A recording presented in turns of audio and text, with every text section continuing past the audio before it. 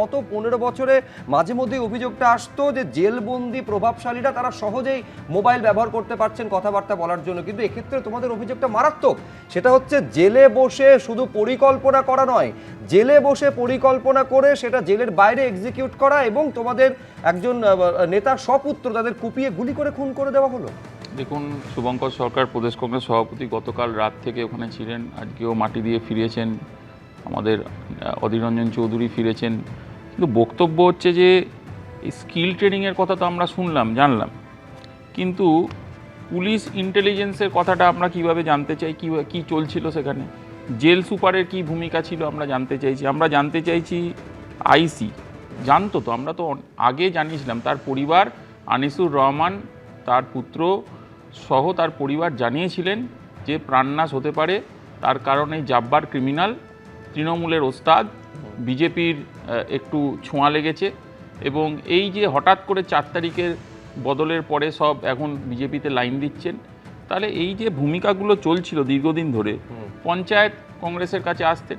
আচ্ছা ভাবো, একজনকে কুপিয়ে কুপিয়ে খুন করছে তার বাবার সামনে, এবং 50টা প্রায় আঘাতের চিহ্ন, একাধিক গুলির মারা হয়েছে, এবং গাড়ি তোমরা দেখিয়েছো, তোমরা সব কিছু ফুটেজ দেখিয়েছো, এবং শুভঙ্কর সরকার প্রদেশ কংগ্রেস সভাপতির নেতৃত্বে আজকে ভবানী ভবন আমরা ঘেরাও করেছি, ডেপুটেশন দিয়েছি, কিন্তু আশ্চর্যভাবে ডিজিপি সাহেব ছিলেন না। কেন ছিলেন না এটা উনি বলতে পারবেন। কিন্তু আমাদের খুব পরিষ্কার বক্তব্য, এই জাব্বারদের মতন গাব্বাররা আর কতদিন রাজত্ব করবে। দেখুন, পরিবর্তনের পালে হাওয়া লেগেছে, মানুষ এই চোরেদের বিরুদ্ধে, 15 বছরের যারা সন্ত্রাস চালিয়েছেন তাদের বিরুদ্ধে মানুষ ঘোষণা করেছেন যে তাদেরকে আর রাখবে না। নতুন সরকার 3 মাসের এসেছেন, কিন্তু এই সরকার এসে কি চিত্রটা আমরা দেখছি, কত মর্মান্তিক যে ঘটনা, এই ঘটনা চোখে না দেখলে বিশ্বাস করা যাবে না যে কংগ্রেসকে খুন করতে হচ্ছে, কংগ্রেসকে শেষ করতে হবে, কংগ্রেসকে খতম করতে হবে, এটা হয়ে গেছে এজেন্ডা। এবং এই এজেন্ডার ভেতরে কিন্তু মানুষ দেখছেন, এইটুকু আমি শুধু বললাম। ওই জব্বারের মতো ক্রিমিনালদের যারা তৈরি করেছে সেই তারা কিন্তু প্রত্যাখ্যাত হয়েছে।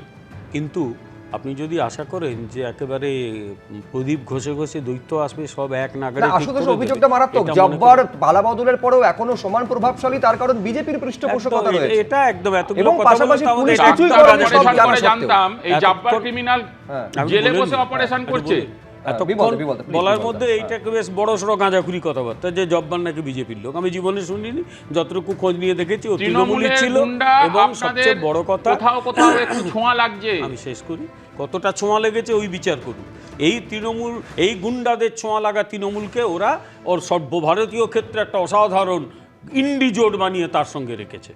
ভণ্ডামি কথাগুলো অন্য জায়গায় বললে হয়, এগুলো প্লেন অ্যান্ড সিম্পল ভণ্ডামি বলা হয়, এটা অন্য কথা।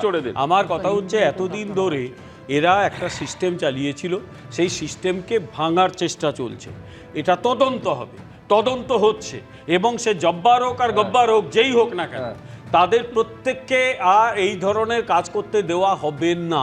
কিন্তু এই ঘটনা কিছু ঘটে গেছে, দুর্ভাগ্যজনক, সরকার তার ভূমিকা পালন করবে। তৃণমূলের আমলে এই ক্রিমিনালগুলোকে,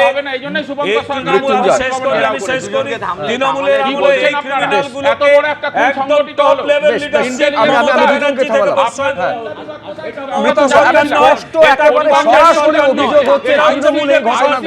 এবিপি আনন্দ, এগিয়ে থাকে, এগিয়ে রাখে।